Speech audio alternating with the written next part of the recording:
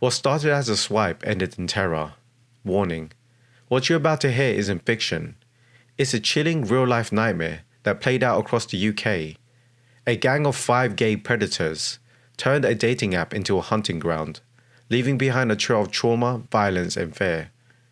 This is a story of how they got away with it for 10 months, and how justice finally caught up with them. Imagine thinking you're going on a date. Maybe your heart is pounding a little. You're excited, maybe nervous.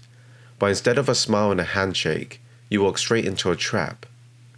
That's exactly what happened to dozens of mermen in Birmingham and Derby, and the scars are still fresh.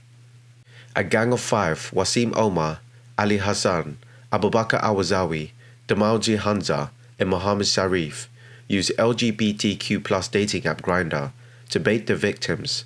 But this wasn't your typical mugging or con. This was a methodical, brutal, and deeply targeted.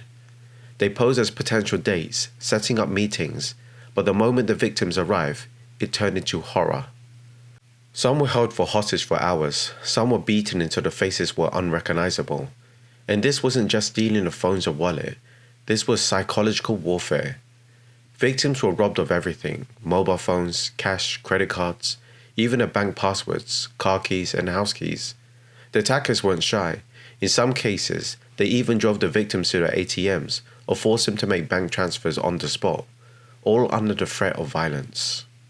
Others were ambushed in fake setups, like pretending to have a broken-down car or an injury, then jumped by masked men who emerged from the shadows. In total, over £100,000 was stolen, but it wasn't just money. Prosecutors said it was clear the gang intentionally targeted gay men.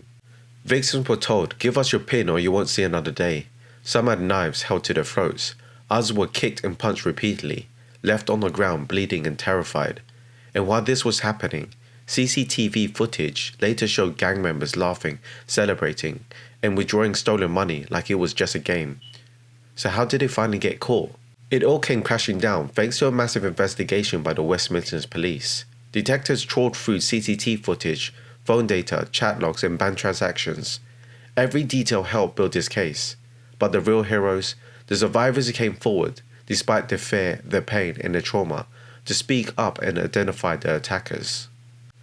The result: a total sentencing of 78 years and 10 months.